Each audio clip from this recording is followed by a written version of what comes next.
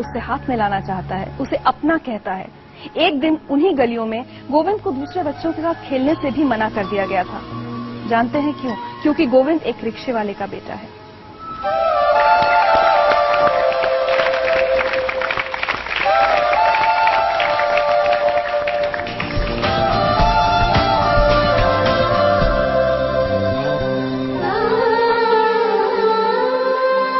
गोविंद, वो दिन जब आप छोटे थे और आपको गली के दूसरे बच्चों के साथ खेलने से मना कर दिया गया था, आज भी याद है आपको वो दिन? शायद वो मेरी जिंदगी का सबसे टर्निंग पॉइंट साबित हुआ था।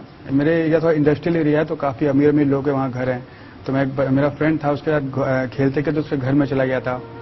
तो उसके फादर थे, उन्होंने मुझसे बहुत ही वो शॉक्ड हो गया कि मैं उनके घर में कैसे आ गया, क्योंकि वो अपने आप को एलीट क्लास फैमिली का समझते थे।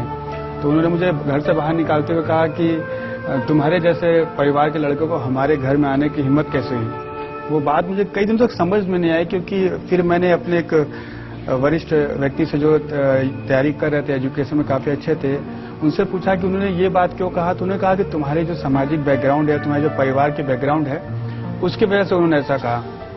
तो मुझे लगा, मैंने पूछा बैकग्राउंड कैसे बदलते हैं। तो उन्होंने कहा कि बैकग्राउंड या तो तुम्हारे पिता के वक्त से बदल सकता है, या तुम अपने आप को समाज में इतना स्टेब्लिश कर लो कि उससे ऊपर जाने के बाद कोई न सोचे। तो मैंने उनसे पूछा कि इस देश में ऐसी क्या चीज है जो मैं कर लूं तो शायद उससे ऊपर सर्विस में जाने में कोई नहीं बता सकता। तो तैयारी में थे, उन्होंने बताया कि अगर तुम आईएएस बन जाओ, मजाक में ही उन्होंने बोला था, अगर तुम आईएएस बन जाओ तो इस देश में उससे ऊपर की जॉब कोई भी नहीं है।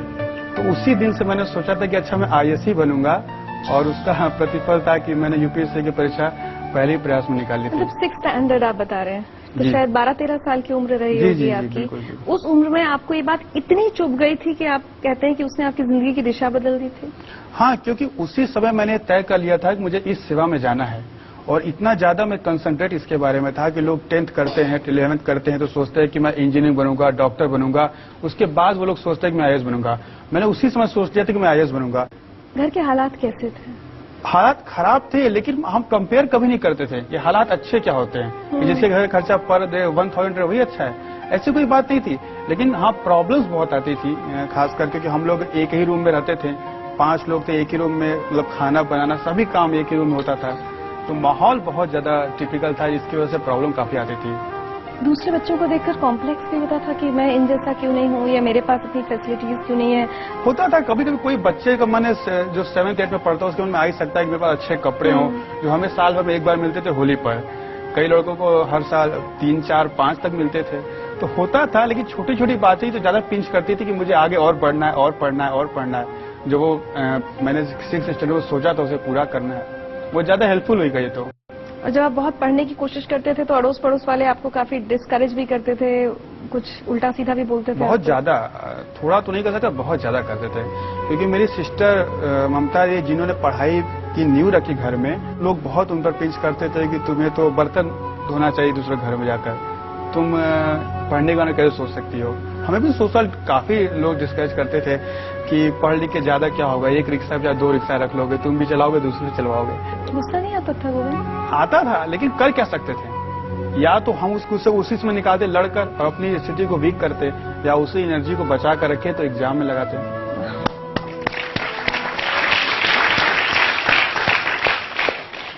जिन गलियों में आपके बचपन में इतनी सारी परेशानियां हुई हैं, आपने लोगों के इतने ताने सुने, आपको पता ही होगा कि उन गलियों के लोग अब आज आप पर बहुत फख्र करते हैं। कई लोग कहते हैं कि हमें पहले से पता था कि हो जाएगा। जबकि ऑब्वियस था कि लोग कहते थे कि इस परीक्षा में कोई निकल ही नहीं सकता था, क्योंकि हम 100% दावे के साथ कहते हैं कि उनमें से कोई किसी आईएएस ऑफिसर के साथ मिला भी नहीं होगा आज तक। नहीं मिला होगा। दिल्ली जब आप आए, आईएएस के लिए कोचिंग करते हैं बच्चे, बहुत खर्चा होता है, दिल्ली आकर रहते हैं छोटी छोटी जगहों से, यहाँ अपने खर्चे बड़े शहर के बहुत सारे होते हैं, वो सब कैसे मैनेज किया?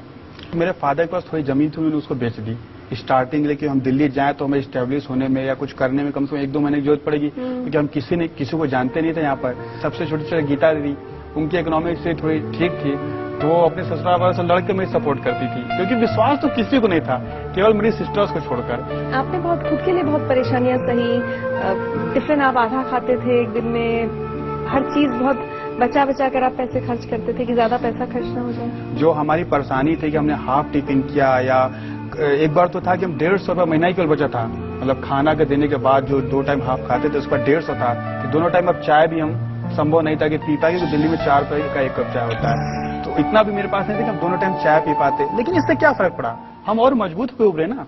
और हमारी परेशानी थी, हमने उसको सॉल्व करने की कोशिश किया। उसका फिजिकल प्रॉब्लम बहुत झेलना पड़ा, बहुत कमजोर हो गए, बहुत बीमारियां हो गई, बट मेंटल बहुत हम टफ हुए उससे। सुनवाते हैं आपको। मैंने उसको पहली बार देखा जब वो हमारे एग्जामिनेशन ओरिएंटेशन कैंप में आया। हर हमारे सेशन के बाद वो 5 से 10 मिनट एक्स्ट्रा लेता था, क्योंकि उसके 4 से 5 सवाल एक्स्ट्रा होते थे, और जब तक वो सेटिस्फाई नहीं होता था वो छोड़ता नहीं था। मुझे कई बार ये लगता था कि विद्यार्थी इतना झक्की क्यों है, ये वास्तव में इंटरेस्टेड है या दिखाने में इंटरेस्टेड है। अब इसका अंदाजा लगाना उस समय कठिन था। मेरी उसके लिए बहुत बहुत शुभकामनाएं हैं। गोविंद जायसवाल का कहना है कि आज वो जो कुछ भी है उसका सारा श्रेय उनके परिवार को, उनके पिता को, उनकी बहनों को जाता है। उनका परिवार उनके लिए क्या सोचता है ये हम जानेंगे एक छोटे से ब्रेक के बाद। जिंदगी लाइव में आज हमारे साथ हैं गोविंद जायसवाल। बनारस में एक कमरे के घर में पले बढ़े, पड़ोसियों के ताने सहे, गरीबी देखी लेकिन हिम्मत नहीं हारी, और उसी की बदौलत आज वो एक IAS ऑफिसर हैं। आज आप जो कुछ हैं, जिस मुकाम पर पहुंचे हैं, उसके लिए किस किस को शुक्रिया कहना चाहेंगे, धन्यवाद कहना चाहेंगे? मेरी सिस्टर्स हैं ममता दी और गीता दी। ममता दी तो पता नहीं किस जन्म का पुण्य था कि ऐसा मिला था कि जब हम इंटरव्यू देने जा रहे थे UPSC का फाइनल एग्जामिनेशन था, तो वो प्रेग्नेंट थी, उनको कॉम्प्लिकेशंस कुछ आ गई थी, और मेरा इंटरव्यू था अप्रैल में, तो उन्हें डॉक्टर ने चेकअप के लिए बोल दिया था। लेकिन उसके बावजूद भी वो हमें दे दी पैसा, 5,000 कपड़े और जूते खरीदने थे इंटरव्यू के लिए। तो लोगों ने पूछा क्या करो, क्या नहीं, उसका रिजल्ट आएगा 14 मई को ना, उसके बाद हम करवा लेंगे। वो विश्वास हम टूटने नहीं देना चाहते थे, और उसी की मतलब बदौलत था कि UPSC ने हमें 70% मार्क्स दिए थे, जो ऑल ओवर इंडिया हिंदी माध्यम में सर्वोच्च मार्क्स थे। तो और उन अभावों को सबसे ज्यादा धन्यवाद देना चाहूंगा जिन्होंने मुझे सबसे ज्यादा शक्तिमान बनाया।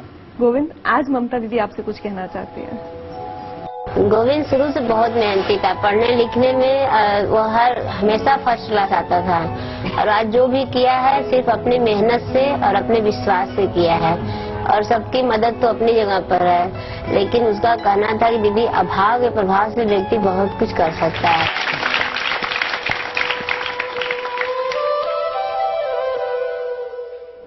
बहुत सी ऐसी बातें होंगी जिन्हें याद करके आज भी आंखों में आंसू आ जाते हैं। हाँ, अब जिंदगी ही अब चूंकि संघर्षपूर्ण रहती तो उसको देखकर आंसू आ ही जाते हैं, बट लगता है कि आदमी अगर प्रयास करे तो कोई चीज असंभव नहीं रह गई है। पिताजी ने जब रिक्शा बेचा, वो एक तो उनके अंदर बहुत बड़ी खासियत है कि वो बहुत सिंपल पर्सन है, और वो कभी भी हमको गाइडेंस नहीं दी, इसलिए क्योंकि वो कहते थे कि हमें जानकारी नहीं है और अपनी जानकारी को हम तुम पर इम्पोज नहीं करेंगे।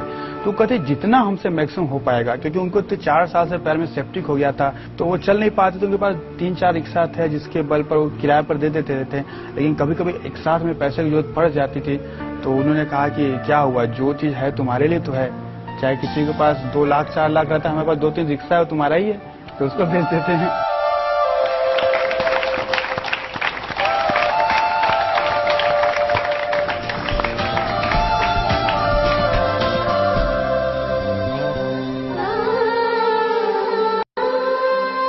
गीता, मैं आपसे अगर पूछूं, बहुत कम ऐसे उसमें माता पिता कई बार इतनी देर तक साथ दे पाते हैं, लगता है कि अब लड़का कमाना शुरू करे। आप लोगों को कभी लगा कि आपके पिता ने बहुत ज्यादा साथ दिया आप लोगों का? हाँ, मतलब साथ तो बहुत दिए, क्योंकि इनकी वो जो कैपेसिटी किसी तरह थी नहीं, फिर भी अंदर से कभी कभी इनका मनोबल टूट जाता था, तो हम लोग सपोर्ट करते थे कि नहीं, मतलब एक चांस तो देना ही चाहिए। आप बहुत होशियार थे, आपने बहुत मेहनत की थी, तबियत अपनी खराब कर ली थी, सब कुछ किया था, लेकिन आज भी ये ख्याल आकर रूह कांपती होगी कि अगर सिलेक्शन नहीं होता तो उस दिन क्या होता। 14 मई को आपका रिजल्ट आया। सच पूछे तो हम इसका आंसर दे रहे हैं, गोविंद का तो कुछ होता नहीं, लेकिन न जाने कितने लोग मर गए होते, मर जाते थे, बता रहे।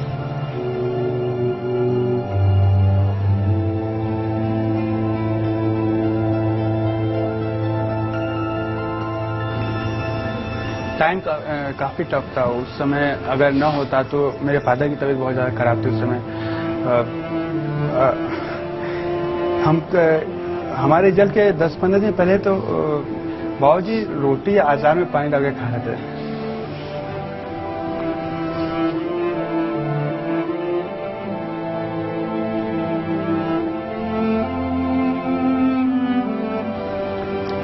तो ऐसे सोचे कभी नहीं, बट न होता तो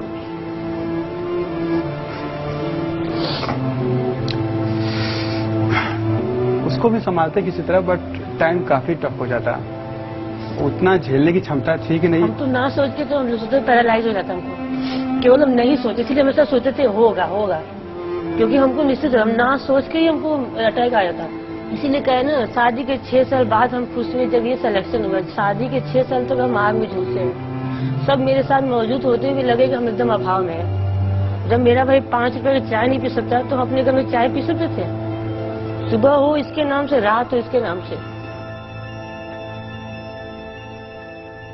सब अभाव एक साथ फिर आ जाए, इन लोग रहें, हम इन लोग को चूज कर लेंगे, वो अभाव को भी साथ ले लेंगे, लेकिन इन लोग को हम नहीं छोड़ सकते। इन लोग से हमारे इसी बहुत है। और गोविंद, मैं आपको बताऊं, जिंदगी लाइव आपसे आज क्या चाहता है। हम चाहते हैं कि आप अपनी कहानी लिखें, वो सब कुछ लिखें जो आपने देखा है, आपने सहा है, और ऐसी कहानी लिखें जिससे देश के ढेर सारे बच्चे जिन्हें बहुत सारी चीजें नहीं, बहुत सारे सुख नहीं मिल पाते हैं, वो आपसे सीख ले सकें। और इसके लिए हम आपके लिए एक छोटा सा किस्सा लाए।